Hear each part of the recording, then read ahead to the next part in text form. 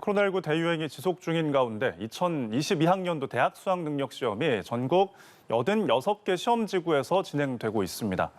자, 이번 수능에 대한 평가와 함께 수능 이후 입시 전략에 대해서 전문가 모시고 자세한 이야기 나눠보겠습니다. 임성호 종로학원 대표이사와 함께하겠습니다. 어서 오십시오. 네, 먼저 수능 지금 이제 끝나려면 1시간도 채 남지 않았습니다. 5시 45분 종료 예정인데 아무래도 전체적인 난이도가 어느 정도였을까 이게 최대 관심사 아니겠습니까? 뭐 우리가 흔히 쉬우면 물수능, 어려운 불수능 이런 이야기가 있는데 전체적인 난이도 어떻게 평가하십니까? 올해 이제 수능이 이제 박해진 첫 해이기 때문에 사실 이제 비교를 어디랑 이제 비교를 하느냐가 이제 대단히 중요한 건데 우선 전반적으로 지금까지 상황을 종합해 보면은 국어, 수학, 영어 모두 다 비교적 어렵게 출제되었다. 그래서 수험생 입장으로 봤을 때는 조금 부담이 좀 있었을 것으로 보여지고 특히 1교시 같은 경우에는 이제 9월달 평가 모의고사에서는 대단히 쉽게 출제되었는데 그보다는 어렵게 출제되었고 또 반대로 6월 평가 모의고사라든지 작년도 수능 국어는 사실은 좀 어렵게 출제된 거죠. 그래서 어렵게 출제되었던 6월과 전년도 수능 수준에 근접할 정도로 9월달보다는 어렵게 출제되었다. 이렇게 볼 수가 있고 수학은 이제 공통 과목 자체가 어려워졌기 때문에 6월, 9월 수준만큼 출제되었던 얘기 자체는 수학은 대단히 어렵게 출제됐다 이렇게 평가를 할 수 있는 거고 특히 영어가 이제 금년도 EBS 직접 연계가 사라진 첫 해인 거죠. 그래서 작년에는 90점 넘는 학생들이 거의 5만 3천 명 정도대가 나올 정도로 많이 나왔는데 금년도 6월, 9월 달에는 거의 한 2만 명대 수준으로 떨어질 정도로 어렵게 출제됐는데 지금 현재 학생들이 나오는 반응을 종합해봤을 경우에는 일단 영어도 어렵게 출제됐다. 그러니까 지난해보다 사실은 조금 어렵게 출제된 것으로 일단 평가받을 수 있습니다. 뭐 전체적인 수험생이 느끼는 체감 난이도가 좀 어려울 수 있다 이렇게 평가를 하셨는데 과목별로 좀 세부적으로 보겠습니다. 국어의 경우 앞서 말씀하신 것처럼 9월 모평보다는 좀 이제 어렵고 작년 이제 수능과 좀 비슷할 수 있다라고 해주셨는데 결국에는 상위권에 가르는 변별력이 좀 중요하지 않겠습니까? 변별력을 갖게 될 문제들 어떤 게 있다고 보시나요? 이제 국어 45문제 중에서 34번까지가 그 계열에 상관없이 이제 공통으로 풀어온 공통 과목 문제인데 그 과목에서 이제 독서 파트, 이제 비문학 파트라고 그러죠.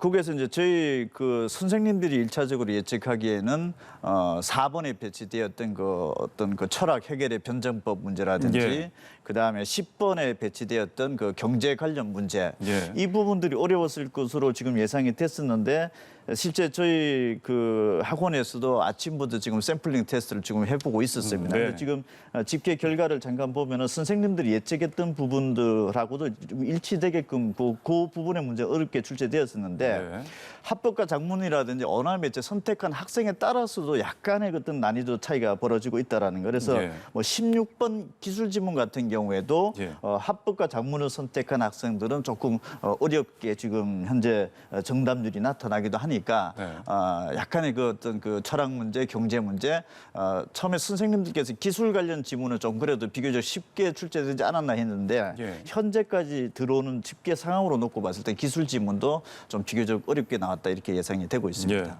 저도 조금 전에 국어시험 영역을 보고 왔었는데 전문적으로 어떤 통화 이야기나 어떤 체제에 대한 이야기가 나오더라고요. 굉장히 난이도가 높을 것 같습니다.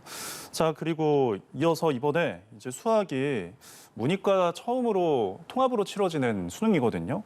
그렇기 때문에 어떤 문과나 이과가 수학에 대해서 유불리가 있지 않겠느냐 이런 우려도 있었는데 출제위원장이 앞서서 밝히기를 국어, 수학 선택 과목 간의 유불리를 최소화했다. 뭐 이런 말씀이 있었거든요.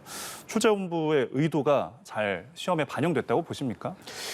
수학이 사실은 문과, 이과의 가장 큰 그 점수 차가 벌어질 수 있는 과목이었는데 일단 수학은 지금 현재까지 예상을 해보기에는 문과, 학률과 통계를 선택한 학생들이 미적분기와 이과 선택한 학생들에 비해서 고득점 확보가 대단히 어려워지지 않았느냐 이렇게 조심스럽게 예측이 되고 이는 6월, 9월 평가 모의고사에서도 문과, 학률과 통계 학생들은 1, 2등급에 진입되는 숫자라든지 그다음에 표준 점수에서 고득점에 대한 어떤 그 분포 자체가 이과에 비해서 현격하게 낮게 나타났습니다. 예. 그래서 이번에도 문이과의 수학 격차는 여전히 발생이 불가피할 것 같고 어떻게 보면 난이도 조정을 가지고서 어떤 그 수학에서 선택 과목과 격차를 줄인다라고 하는 것은 구조적으로 불가능하지 않을까 이런 생각도 들고 네. 또 국어에서도 언어매체 합법과 작문에서 사실은 상위권 학생들과 등급의 고득점 분포 학생들은 언어매체에 사실은 더 많이 쏠려져 있습니다.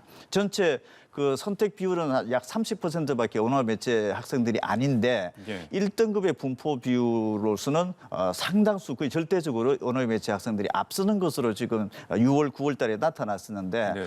이번 수능에서도 공통 과목 국어 문항이 비교적 어렵게 출제되었기 때문에 예. 어떤 그 선택 과목 간의 점수 차는 현실적으로 또 나타나지 않을까 이렇게 예상이 됩니다. 네. 결국에는 선택 과목이 어떤 등급을 가를 수 있다라고 보시는 건가요?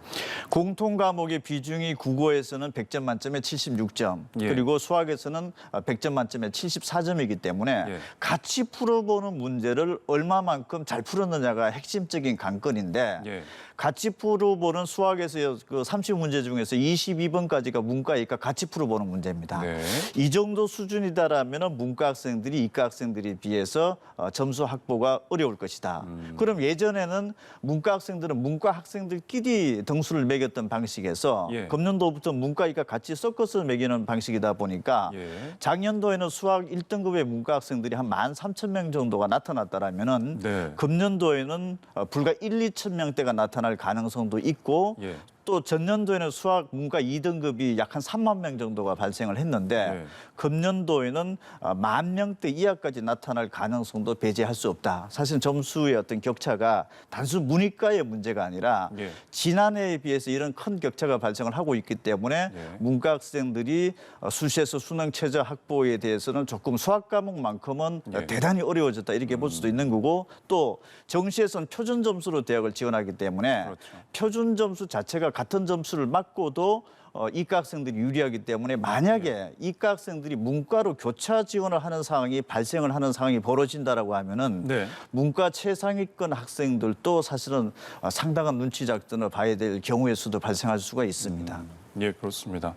자, 이어서 영어 과목도 한번 보겠는데 지금 9월, 6월 모의평가에 비해서 뭐 비슷한 수준으로 출제가 됐다면 이제 아까 말씀하신 것처럼 영어 과목도 불수능 어려울 수 있다라고 지적을 해주셨는데 수험생들이 느꼈던 영어 난이도는 어떨까요? 만약에 6월, 9월 수준 정도로 출제가 되어졌다라고 하면은 작년도에 90점 넘는 학생들이 12.7%, 약 한 53,000명 정도가 발생을 했습니다. 예. 그런데 금년도 6월 달, 9월 달에는 거의 5%대로 그게 추락을 했기 때문에 90점 넘는 학생들이 한 2만 명대로 거의 반토막 이상으로 줄어들게 되는 거죠. 예. 그러면은 문과에서는 수학에서 등급의 상위 등급 확보가 어려워졌는데 영어로서 뭔가 만회를 해야 되는데 네. 오히려 지난해보다 출제 수준이 더 어려워져서 그 숫자가 1, 2등급 숫자가 낮아진다라고 하면은 예. 그만큼 수시에서 수능 최저 등급 확보는 이과보다는 문과가 더 불리해졌다라고 볼 수도 있고 예. 반대로 또 이과 학생들은 작년도에 수학 1등급이 한 7,000명밖에 안 나왔던 것이 만약에 이런 추세대로라면 그 2만 명대까지도 증가할 수가 있고 수학 전년도 2등급 학생들이 한 2만 명밖에 안 됐었는데 금년도는 4만 명까지 갈 수 있는 구조가 되기 때문에 네.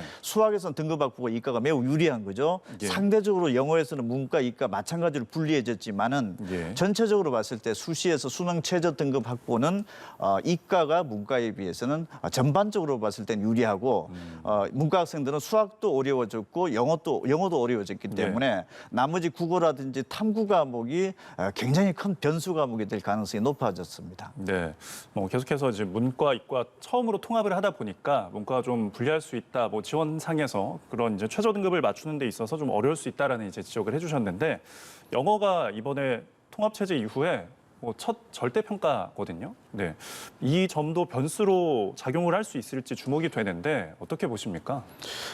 절대 평가로 된 지가 금년도가 사실 영어는 이제 5년 차고 통합 수능으로 이제 바뀌어지면서 예. 선택 과목 간의 이제 유불리가 이제 발생을 하는 처음 연도인 거죠. 예. 그러면은 그 영어 과목이라는 것 자체는 지금까지 학생들이 굉장히 90점, 80점만 넘으면 1등급, 2등급 확보가 되면 더 이상 점수를 올릴 이유가 없었기 때문에 상대적으로 국어, 영어, 수학에서 국수에 비해서는 조금 그 중요시 되는 과목으로서 조금 뒷전에 밀려났던 과목이 될 수가 있었었는데 네. 만약에 금년도 6, 9월 수준 정도라든지 지금 예측한 대로 만약에 영어가 어렵게 출제된 것으로 확인이 됐을 경우에는 수험생들이 앞으로 영어에 대한 어떤 그 절대평가에 대한 인식 자체는 굉장히 바뀌어질 가능성이 높고 예. 중요한 과목으로서 부상될 가능성도 높아졌다 이렇게 볼 수 있습니다. 예, 그렇습니다. 자, 이제 수험생들이 시험을 마치고 나면은 집에 돌아와서 가채점을 할 거 아닙니까? 뭐 제가 여러 면에서 체제가 바뀐 첫 해이기 때문에 등급 예측 또한 어려울 것 같고요. 지금 뭐 입시 학원들도 굉장히 전략을 짜는데 고심일 것 같은데 입시 전략을 세울 때 어떤 것을 중점으로 둬야 할까요?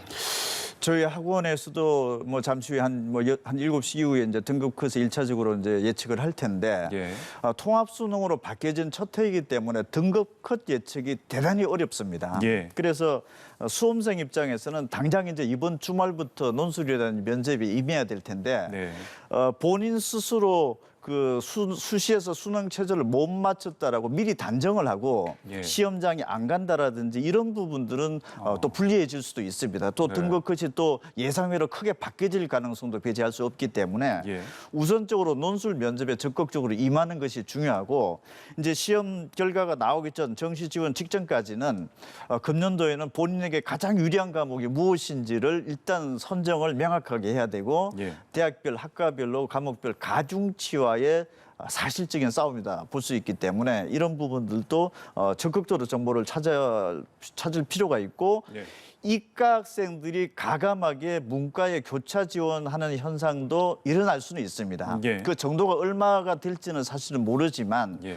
수학의 점수 격차가 크면 클수록 내가 이과에서 이 대학 가는 것보다는 문과에서 저 대학의 어떤 그 단계가 높아지면 높아질수록 이과에서 문과 교차 지원 현상도 상황에 따라서는 크게 발생할 가능성도 일단은 배제는 할 수가 없습니다. 문과 상위권 학생들이 사실 예. 우려가 될 수 있는 부분들입니다. 예, 결국엔 정보력 싸움이나 자기 진단에 대한 문제가 될 것 같습니다. 자, 수능을 치른 수험생과 가족들에게 모두 고생하셨다는 말씀을 전해드리면서 지금까지 임석호 종로학원 대표이사 함께했습니다. 감사합니다.